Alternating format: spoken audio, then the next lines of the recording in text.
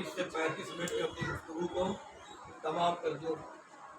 ارشاد ہو رہا ہے قرآن مجید میں، اے میرے حبیب، یہ جو آپ کے پاس آتے ہیں اور آ کر کہتے ہیں کہ اللہ کے رسول، آپ نے دین کی خدمت کے لیے ہم تک دین پہنچانے کے لیے بڑی تکلیفیں، بڑی مصیبتیں اٹھائی ہیں، ہم چاہتے ہیں کہ آپ کو کچھ دیں۔ یہ لوگ جو نبی کے پاس آئے ہیں یہ اس سے پہلے بھی آ چکے ہیں، بس یہ ہے کہ لہجہ وہی ہے، نظریہ بدلا ہوا ہے۔ اس سے پہلے جب آئے تھے تو آ کر کہہ رہے تھے جناب ابو طالب سے، ابو طالب اپنے بھتیجے سے کہہ دو کہ اگر ہمارے خداؤں کو برا بھلا نہ کہے تو جو چاہیں کہ ہم دینے کو تیار ہیں۔ اب جب آئے ہیں تو کہہ رہے ہیں اللہ کے رسول، آپ نے بڑی مصیبتیں، بڑی تکلیفیں برداشت کی ہیں، ہم چاہتے ہیں آپ کو دیں۔ یعنی نظریہ بدلا ہے، لہجہ وہی ہے۔ کل بھی دینے آئے تھے، آج بھی دینے آئے ہیں، بس فرق یہ ہے کہ کل جب آئے تھے تو کافر بن کے آئے تھے، آج جب آئے ہیں تو مسلمان بن کے آئے ہیں۔ صلوات پڑھ دے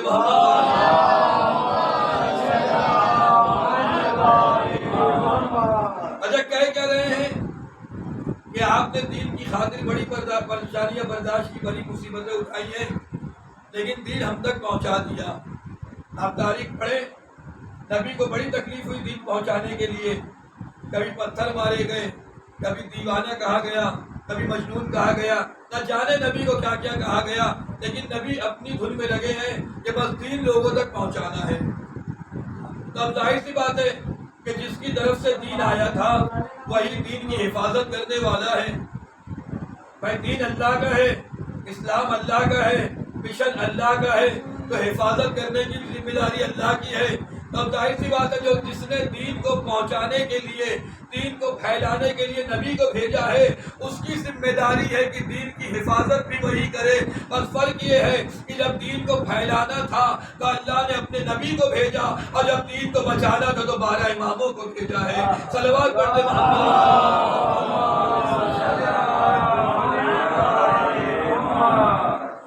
اچھا اب جب اجرت مانگی جا رہی ہے کہ میرے نبی ان سے مانگو، یہ تو آئے ہیں دینے کے لیے، لیکن مانگی کیا جائے، مانگا کیا جائے؟ اب ظاہر سی بات ہے یہ جو آئے تھے کہ ہم دینا چاہتے ہیں، یہ سمجھ رہے تھے کہ نبی ہم جیسا ہے، یہ وہی چاہے گا جو ہم چاہیں گے، لیکن دنیا یہ نہیں جانتی کہ نبی وہ نہیں چاہتا جو ہم چاہتے ہیں، نبی وہ چاہتا ہے جو اللہ چاہتا ہے۔ وَمَا يَنطِقُ عَنِ الْهَوَىٰ إِنْ هُوَ إِلَّا وَحْيٌ يُوحَىٰ، میرا نبی اپنی مرضی سے کچھ نہیں بولتا، جو بھی بولتا ہے ہماری مرضی سے۔ تو جب مرضی اللہ کی ہے تو چاہت بھی اللہ کی ہو، جب مرضی اللہ کی ہے تو چاہت بھی اللہ کی ہو۔ اچھا آپ یہ دیکھیں کہ اللہ نے جتنے بھی انبیاء بھیجے جناب سرکار سے پہلے، کسی بھی نبی کے لیے یہ نہیں کہا کہ یہ ہماری مرضی سے بولے گا، نہیں کہا، کسی نبی کے لیے نہیں کہا۔ قرآن پڑھ لیجئے پورا، اگر کہا ہے تو صرف اور صرف آخری نبی کے لیے کہ یہ جب بھی بولے گا ہماری مرضی سے بولے گا۔ پروردگار ایک طرف قرآن میں کہہ رہا ہے کہ ہم نے بھیجا تم پر احسان کیا جو ایسا نبی بھیجا، اور دوسری طرف کہہ رہا ہے کہ نہیں یہ اپنی مرضی سے کچھ نہیں بول سکتا، یہ جو بولے گا ہماری مرضی سے بولے گا۔ ایک طرف محبت دکھا رہا ہے اور دوسری طرف پابندی لگا رہا ہے۔ تو اب کیا سمجھا جائے؟ محبت سمجھی جائے کہ محبوب رکھتا ہے، یا یہ سمجھا جائے کہ پابندی لگا رہا ہے؟ کہ اگر محبت نہ کرتا تو کبھی پابندی نہ لگاتا۔ اگر کوئی توجہ ہے تو نتیجہ آپ کو دوں کہ اگر محبت نہ کرتا تو پابندی نہ لگاتا۔ پروردگار مطلب کیا ہے؟ کا مطلب یہ ہے کہ اگر میں زبان پر پابندی نہ لگاؤں اور میرا نبی کسی کی تعریف کرے تو یہی ہوگا وہ تو داماد تھے، اگر کسی کے در پہ جا کے سلام کرے تو کہیں گے وہ تو بیٹی تھی، کسی کے لیے سجدے کو طول دے دے تو کہیں گے وہ تو نواسے تھے۔ میں نے نبی کی زبان پر پہرا لگا کے بتایا ہے، کلام میرا ہوگا، زبان محمد کی ہوگی، کلام میرا ہوگا، زبان محمد کی ہوگی، کام نبی کا ہوگا، کام میرا ہوگا، حرکت نبی کی ہوگی۔ تب دیکھنا ہوگا نبی نے کیا کیا ہے، نبی نے کہا کیا ہے۔ اب اگر نبی کسی کے در پہ سلام کرے تو اللہ کی مرضی سے، نبی کسی کے در پہ سلام کرے تو اللہ کی مرضی سے نبی کسی کے لیے خطبے کو روکیں، نبی کسی کے لیے خطبے کو روکیں تو اللہ کی مرضی سے نبی کسی کے لیے ناکہ بنے، نبی کسی کے لیے ناکہ بنے تو اللہ کی مرضی سے نبی کسی کے لیے سجدے کو طول دے دے تو اللہ کی مرضی سے نبی کسی کو منبر پہ لا کر پہچنوائے تو اللہ کی مرضی سے اب غدیر کے میدان میں نبی کسی کو اٹھا کر پہچنوائے تو اللہ کی مرضی سے نبی کسی کو وطن سے بھگائے تو اللہ کی مرضی سے صلوات پڑھنے محمد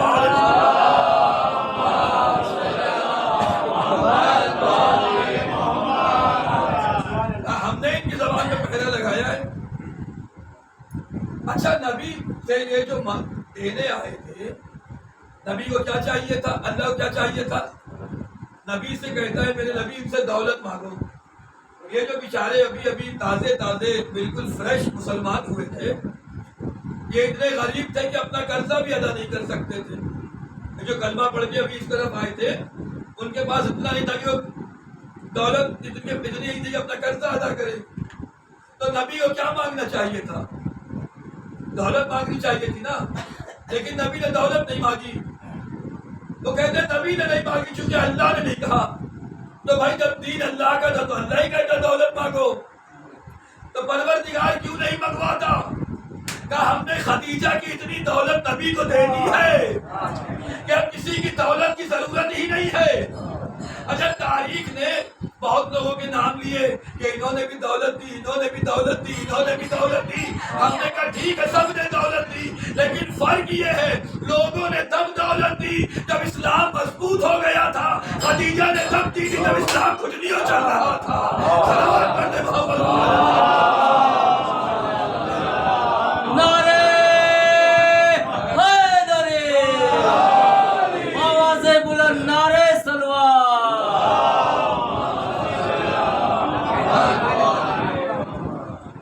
جیسی چیز ہوتی ہے ویسے ہی اس کی قیمت ہوتی ہے۔ آپ کسی موبائل کے اچھے شو روم میں جائیں اور اس سے بولے بھیا ایسا موبائل دینا کہ جیسا کسی کے پاس نہ ہو، کہ جب ہم جیب سے نکالے تو سارے لوگوں کی نگاہیں ہماری طرف ہو۔ اس نے بہترین آپ کو موبائل دیا، اس نے آپ کے سامنے موبائل رکھ دیا، آپ نے پسند بھی کر لیا، اس کے بعد آپ نے جیب سے 1500 روپیہ نکالا اور موبائل کے بغل میں رکھ دیا۔ اس نے کہا یہ کیا ہے؟ کہا آپ کے موبائل کا پیسہ۔ بہت توجہ، جو نتیجہ آپ تک پہنچانا چاہتا ہوں۔ کہا آپ کے موبائل کا پیسہ ہی تو چاہیے تھا، آپ نے دے دیا۔ کہا پیسہ تو ہے لیکن موبائل کے برابر نہیں ہے۔ پیسہ تو ہے موبائل کے برابر نہیں ہے۔ کیا مطلب؟ کہ اتنا دو کہ جو موبائل کے برابر ہو۔ اللہ نے دولت اس لیے نہیں مانگی کہ اسلام کے سامنے دولت کی کوئی حقیقت نہیں تھی، مال کی کوئی حقیقت نہیں تھی، تب وہ چیز مانگی جائے جو اسلام کے برابر ہو۔ اللہ نے بتا دیا جب دین کو بچانے والے اہل بیت ہیں تو ان کی محبت مانگ کے بتاؤں گا، اگر محبت نہ ہو تو اسلام نہیں ہے، اسلام نہیں تو مسلمان نہیں ہے۔ صلوات پڑھنے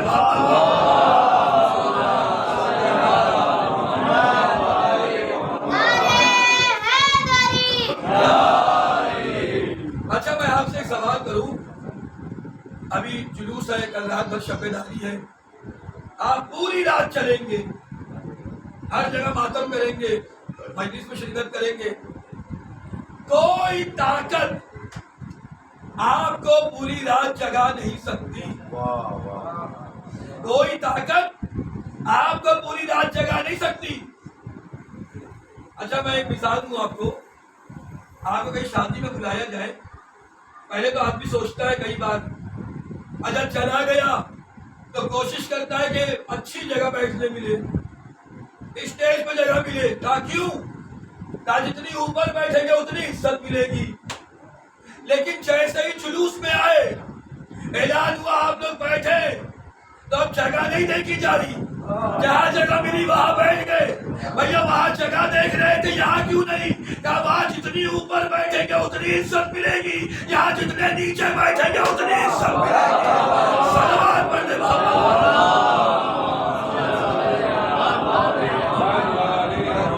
تو کوئی طاقت جگہ نہیں سکتی سوائے محبت حسین کے، سوائے محبت حسین کے۔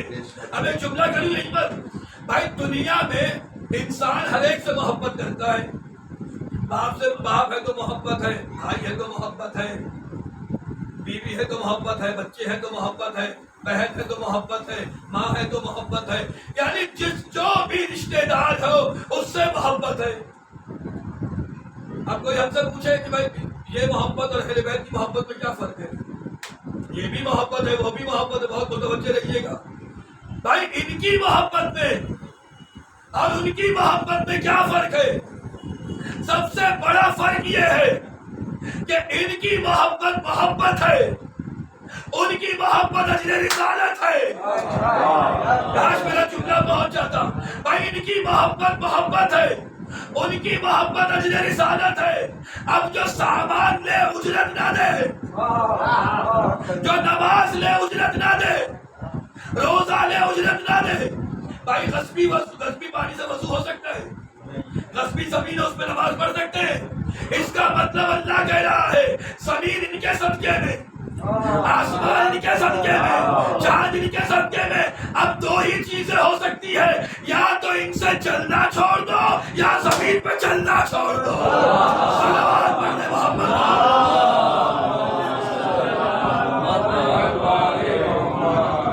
نہیں ہے، یا تو اہل بیت سے چلنا چھوڑ دو۔ مسئلہ سب سے بڑا کیا ہے پتہ ہے؟ لوگوں نے تو ابھی تو نبی کو نہیں سمجھا، لوگوں نے تھوڑا سا اور آگے آ جائیں، تھوڑا سا اور آگے آ جائیں، محمد وآل محمد صلوات۔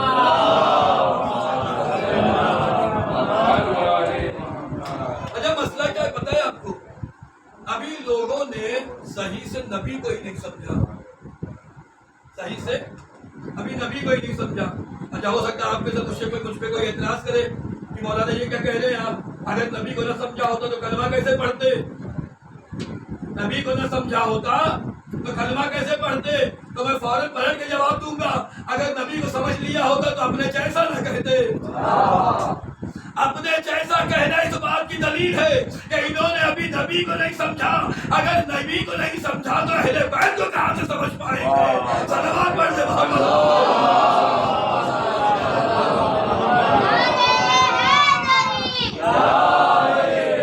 اچھا یہ بھی ایک چیز دیکھیں نبی کے لیے ملتا ہے کہ کفار اور مشرکین نبی کو نبی نہیں مانتے تھے لیکن سچا مانتے تھے۔ ایک صلوات پڑھ دے محمد۔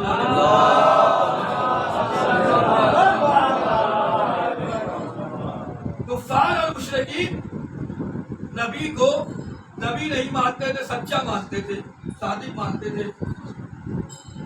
نبی نے کہا اگر میں تم سے کہوں کہ فلاں پہاڑ کے پیچھے ایک لشکر ہے جو تمہیں فنا کر دے گا، مانو گے؟ تو کہا ہاں مانیں گے۔ کہا جب وہاں جاؤ اور لشکر نہ ملے تب کیا کرو گے؟ تو کیا کہنا چاہیے تھا؟ یہ کہنا چاہیے تب سوچیں گے۔ لیکن سب نے کہا کہ اگر لشکر نظر نہیں آیا تو ہم اپنے آپ کو اندھا کہیں گے، آپ کو جھوٹا نہیں کہیں گے۔ اپنے آپ کو اندھا کہیں گے، جھوٹا نہیں کہیں گے۔ تو جو صادق مان رہے تھے، نبی نہیں مان رہے تھے، انہوں نے کہا ہمیں ہمارے خدا کافی ہے، اللہ نہیں چاہیے۔ بھائی جو نبی کو صادق مان رہے تھے، نبی نہیں مان رہے تھے، انہوں نے بتوں کو لے لیا، اللہ کو چھوڑ دیا۔ جو نبی کو نبی مان رہے تھے، صادق نہیں مان رہے تھے، انہوں نے قرآن کو لے لیا، اہل بیت کو چھوڑ دیا۔ صلوات پڑھنے محمد۔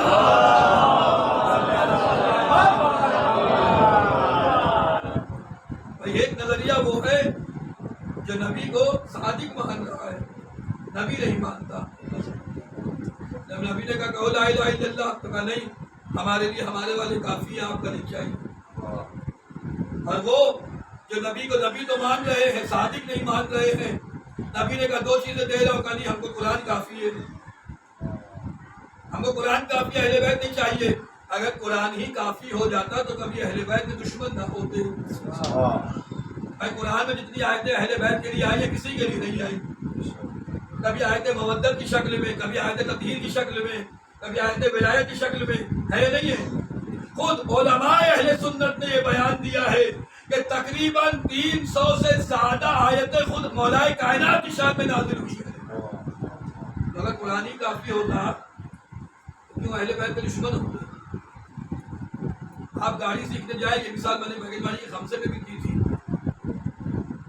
آپ گاڑی سیکھنے جائیں موٹر ٹریننگ اسکول میں تو وہ سکھانے کے لیے کتاب بھی دیتا ہے، ایرو کہاں بنا ہوا ہے، کہاں مڑنا ہے، کہاں مڑنا ہے، اور سکھانے کے لیے ایک بندہ بھی دیتا ہے کہ آپ کو بتائے گا کیسے اسٹیئرنگ پکڑنا ہے، کیسے بریک مارنا ہے، اور کہاں مڑنا ہے، کتنی دوری پہ مڑنا ہے. آپ اس سے کہیے بھیا آپ کو کتاب کافی ہے، سکھانے والا نہیں چاہیے، تو وہ کہے گا ٹھیک ہے جاؤ کتاب لے جاؤ، نہ جانے کتنے کو مارو گے، نہ جانے کتنی بار مرو گے. تو ہم دونوں لیتے ہیں، کتاب بھی اور سکھانے والا بھی. بس جو اسلام کی گاڑی جو ٹھکی ہے وہ اسی وجہ سے ٹھکی ہے کہ قانون کی کتاب تو لے لی لیکن قانون بتانے والوں کو چھوڑ دیا. اگر قرآن کے ساتھ اہل بیت کو بھی لے لیا ہوتا تو نہ کبھی تراویح داخل ہوتی، نہ کبھی حج تمتع حرام ہوتا. صلوات پڑھتے محمد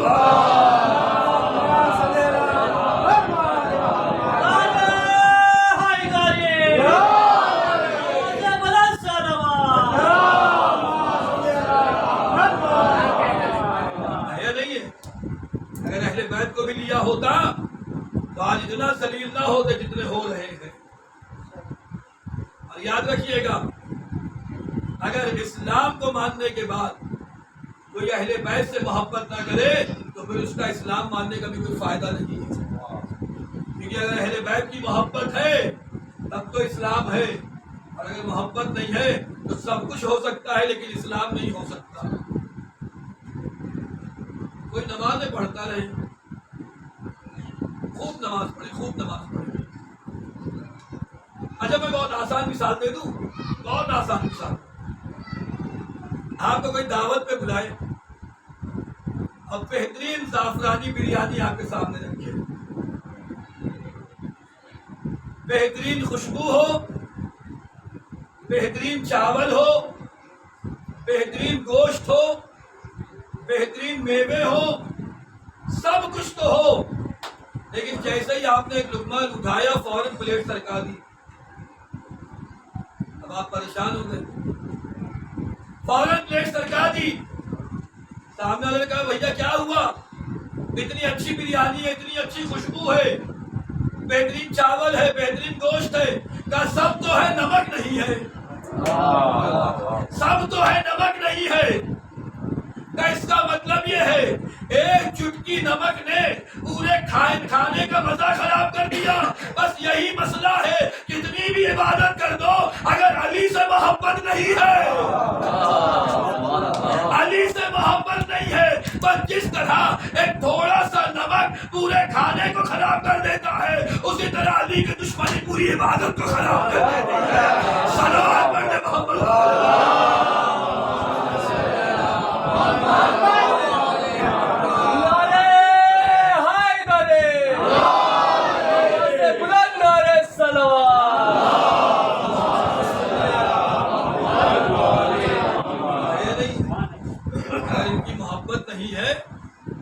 کوئی عبادت قبول نہیں ہے، چاہے وہ کتنی بھی ہو. اگر ان کی محبت ہے تو انسان 17 ہی پڑھ لے، اللہ وہ بھی قبول کر رہا ہے. اور خدا کا شکر ہے، میں ہمیشہ ایک جملہ کہتا ہوں کہ کبھی کبھی یہ سوچ کر بھی نماز پڑھا کیجیے کہ پروردگار تیرا شکر ہے تجھے 14 کی محبت پر پیدا کیا.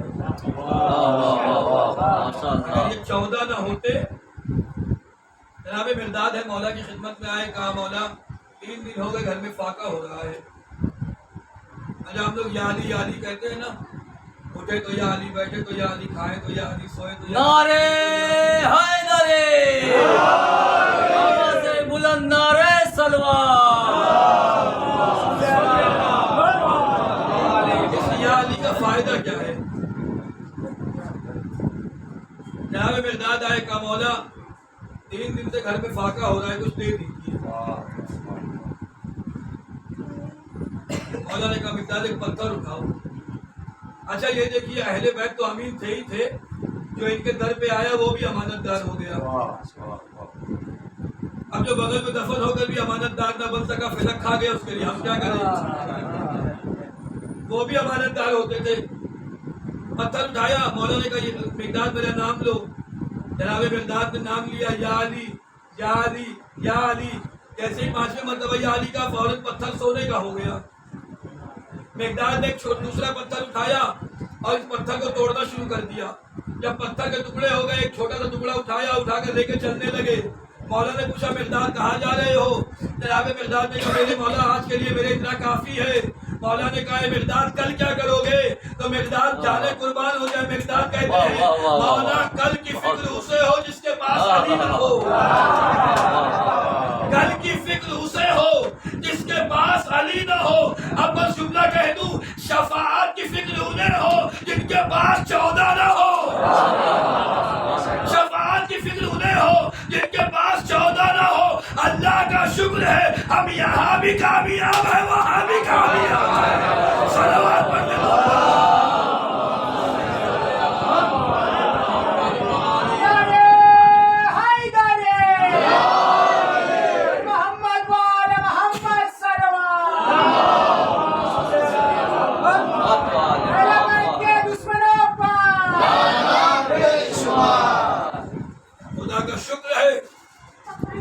ہماری شفاعت کروانے والے 14 ہیں، اور کسی ایک نے بھی شفاعت کروا دی نا تو بقیہ کی ضرورت بھی نہیں پڑے گی. اگر ایک نے ہماری شفاعت کروا دی تو باقی کی ضرورت بھی نہیں پڑے گی. ایک ہی کافی ہے شفاعت کے لیے. وہ نے واقعہ بارہا سنا ہے نا کہ جب امام حسین کی شہادت کی خبر دی گئی تو بی بی نے پوچھا ہے بابا آپ کیا دیں گے؟ کہا میں شافع معیشت کی شفاعت کرواؤں گا. کہا یا علی آپ کیا دیں گے؟ کہا میں ساقی کوثر پہ جام کوثر پلاؤں گا. کہا بیٹا حسن تم کیا کرو گے؟ کہا امام گرامی میں جنت کے سردار ہوں، جنت دلاؤں گا. تو نبی نے پوچھا بیٹی سب تو کچھ نہ کچھ دیں گے، تم کیا کرو گی؟ تو بی بی نے کہا بابا جب تک میرے بیٹے کا ایک ایک عزادار جنت میں نہ چلا جائے، فاطمہ بھی جنت میں نہیں جائے گی. صلوات پڑھتے محمد.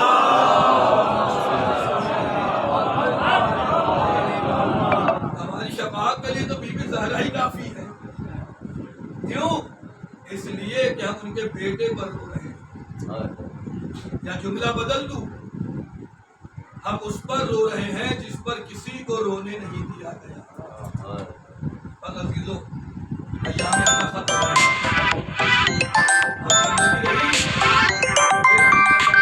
ایام اعظم غم منائیں گے.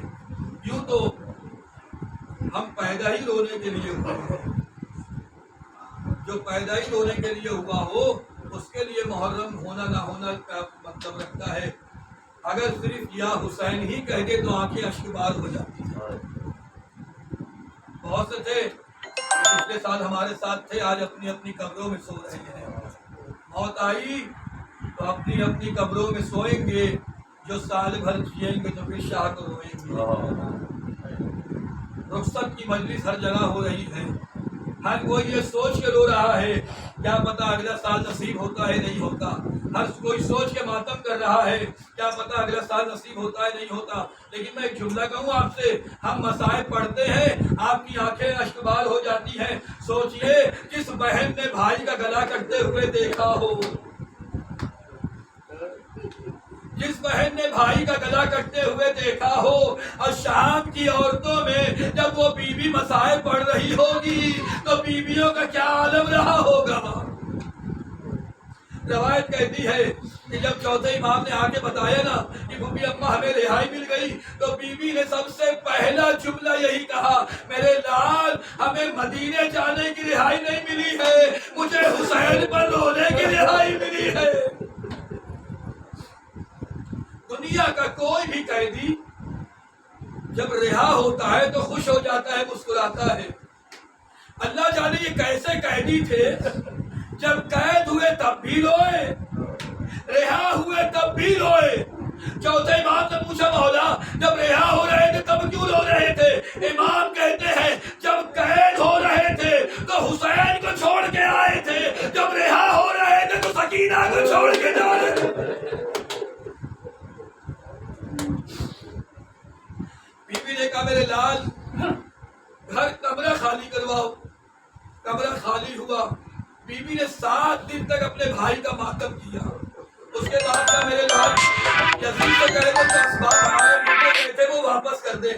आपने देखा है ना, जुलूस में जब मजलिस खत्म होती है तो लोग दोनों तरफ खड़े होते हैं, बीच में से अलम भी गुजरता है, ताबूत भी गुजरता है, सुलझना भी गुजरता है। बस इसी तरह जब बीबी ने अपने लूटे हुए सामान मंगवाए ना तो बीबियां दोनों तरफ खड़ी हो गई। कभी मौला अब्बास का अलम आ रहा था, कभी असगर का जला हुआ चूल्हा आ रहा था, कभी शोहदा के सर आ रहे थे, कभी बीबियों की चादरें आ रही थी। अजरकुम अल्लाह। तारीख कहती है जब शुहदा के सर आ रहे थे ना तो जैसे जैसे सर आता था बीबी आगे बढ़ के ले लेती थी। जनाब अली अकबर का सर आया, उम्मे लैला ने बढ़ के ले लिया। जनाब अली असगर का सर आया, उम्मे नवाब ने बढ़ के ले लिया। बीबी आगे बढ़ती थी, सर को लेती थी, तो वहां पढ़ती थी वाह अली अकबरा, वाह अली असगरा, वाह हुसैना। लेकिन अब एक मर्तबा शोर उठा, बीबियों खबरदार हो जाओ, अब उसका सर आ रहा है जो तुम्हारे पर्दे का मुहाफिज था।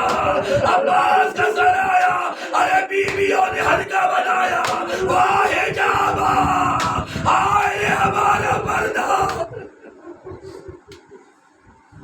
एक बीबी जनाब अब्बास के सर से फरियाद कर रही है, ए गाजी तुम्हारे जाने के बाद नए से मार मार के हमारी चादरें छीनी गई। ए गाजी तुम्हारे जाने के बाद हमें कैदी बनाया गया। अब चौथे इमाम आगे बढ़े, सर को लिया।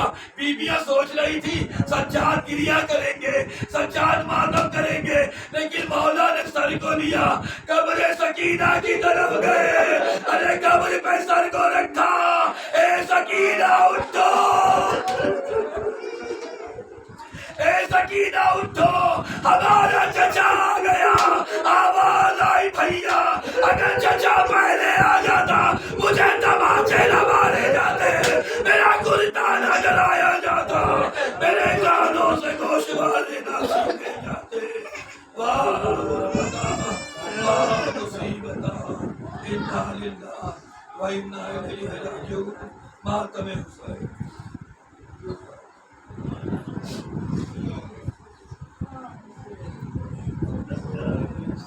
इमाम हुसैन।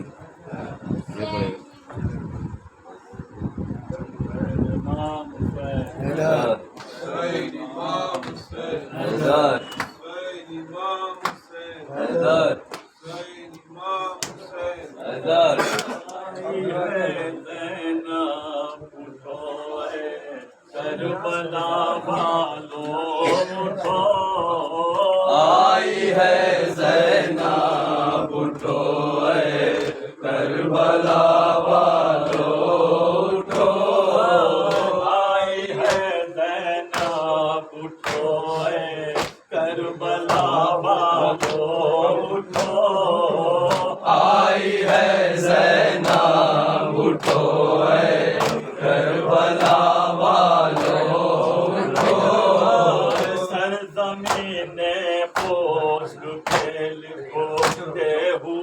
छालो उठो, आई है ज़ैनब उठो, करबला वालों उठो, रोज़ चहलुम आ गया है, घर के मतवालो उठो, आई है ज़ैनब उठो, करबला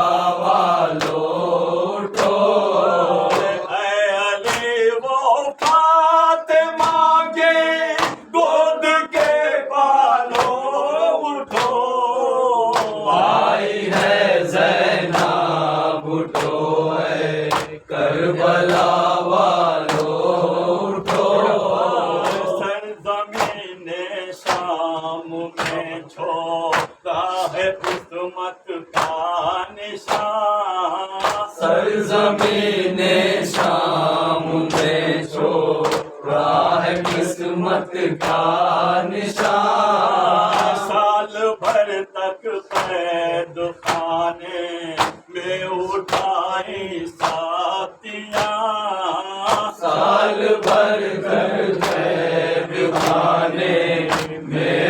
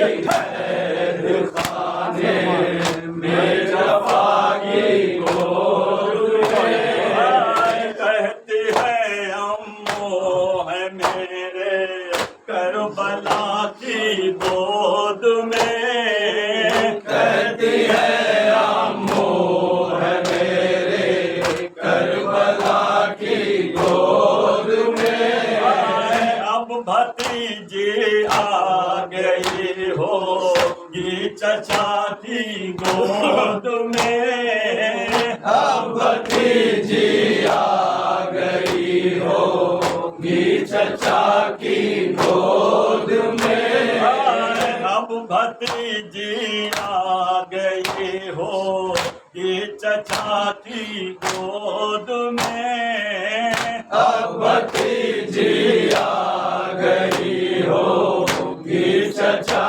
کی گود میں علی وہ فاطمہ کی گود کے بالوں اٹھو آئی ہے زینب اٹھو ہے کربلا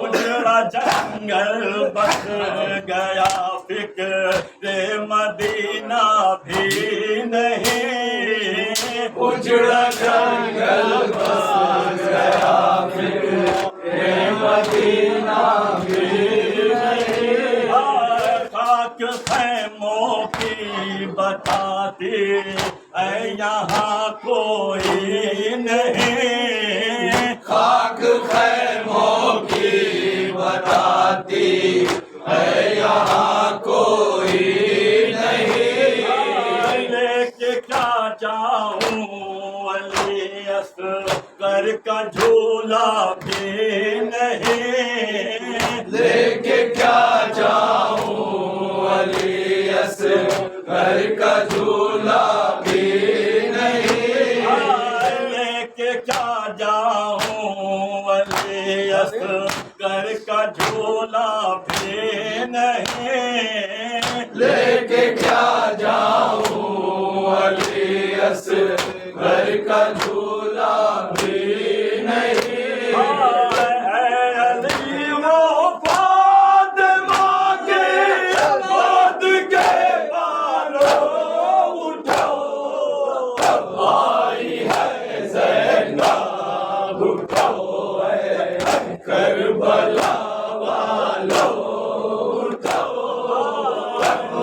نوجوانی بھی نہیں قاسم کا صحرا بھی نہیں نوجوانی بھی نہیں قاسم کا صحرا بھی نہیں نوجوانی بھی نہیں قاسم کا صحرا بھی نہیں نوجوانی بھی نہیں قاسم کا صحرا بھی نہیں جسم میں سوتے تھے علی اکبر وہ خیمہ بھی نہیں جس میں سوتے تھے علی اکبر وہ خیمہ بھی نہیں مشق جس نے دی تھی تم کو وہ سکینہ بھی نہیں مشق جس نے دی تھی تم کو وہ سکینہ بھی نہیں مشق جس نے دی تھی تم کو وہ سکینہ بھی نہیں مشق جس نے دی تھی تم کو وہ سکینہ بھی نہیں علی وہ فاطمہ کی گود کے بالوں اٹھو آئی ہے زینب اٹھو ہے کربلا والو کون روکے گا ابد کو کی روانی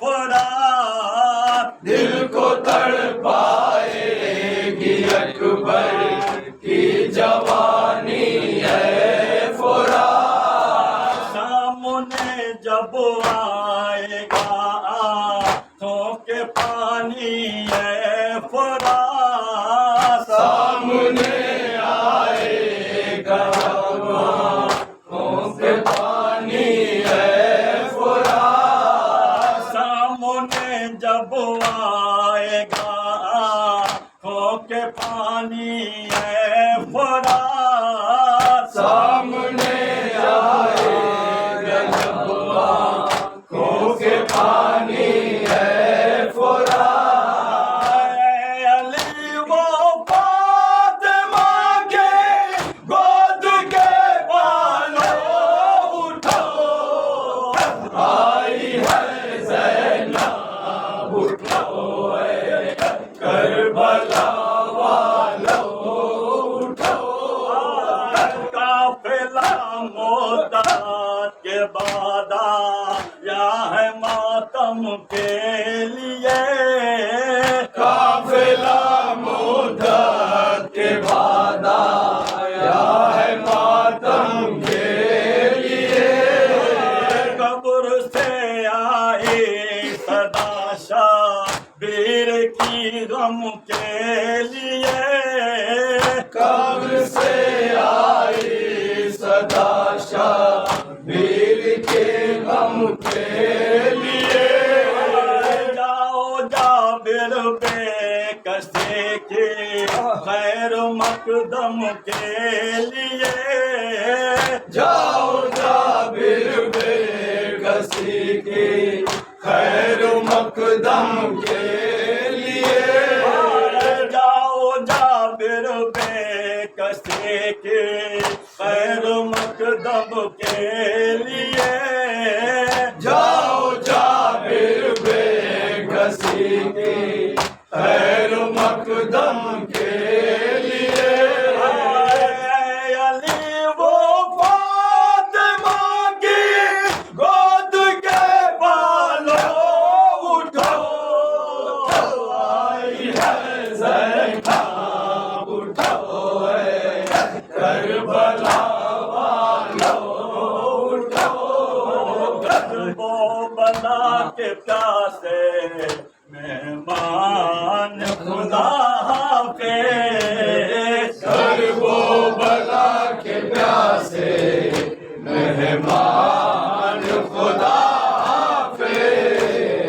کربو بلا کے پیاسے مہمان خدا حافظ کربو بلا کے پیاسے مہمان خدا حافظ آج جی بھر کے آج کر لو ماتم شہ زمن کا جی بھر کے آج کر لو ماتم شہ زمن کا جی بھر کے آج کر لو ماتم شہ زمن کا جی بھر کے آج کر لو ماتم شہ زمن کا جاتے ہیں کربلا کے جاتے ہیں کربلا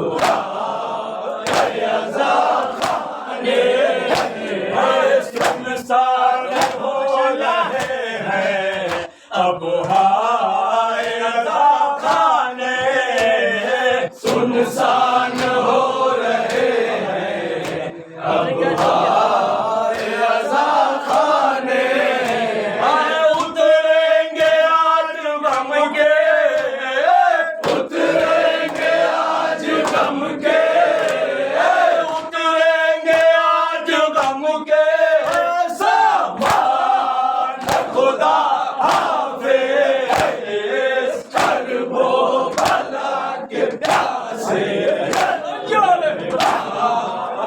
خدا حافظ فاطمہ کے دل پر لاکھوں سلام تم پر فاطمہ کے دل پر لاکھوں سلام تم پر فاطمہ کے دل پر لاکھوں سلام تم پر فاطمہ کے دل پر لاکھوں سلام تم پر فاطمہ کے دل پر لاکھوں سلام تم پر فاطمہ کے دل پر لاکھوں سلام تم پر میرے بولتے ہوئے میرے بولتے ہوئے میرے بولتے ہوئے قربان خدا حافظ کربو بلا کے پیاسے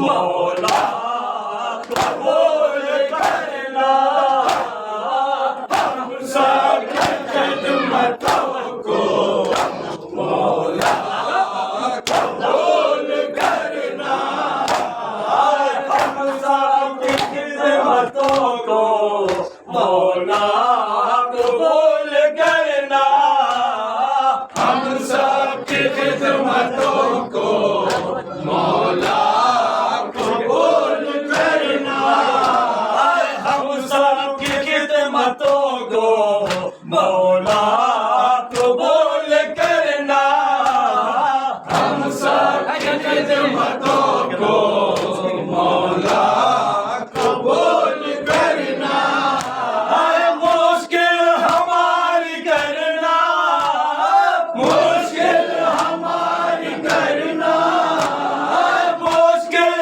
ہماری کرنا سان خدا حافظ کربو بلا کے پیاسے خدا تیسرا سہوانا کو روزہ کروں کیسے تیسرا سہوانا کو روزہ کروں کیسے تیسرا سہوانا کو روزہ کروں میں کیسے تیسرا سہوانا کو روزہ کروں میں کیسے تیسرا سہوانا کو روزہ کروں میں کیسے تیسرا سہوانا کو روزہ کروں میں کیسے کس دل سے کہوں میرے کس دل سے کہوں میرے کس دل سے کہوں میرے مہمان خدا حافظ کربو بلا کے پیاسے خدا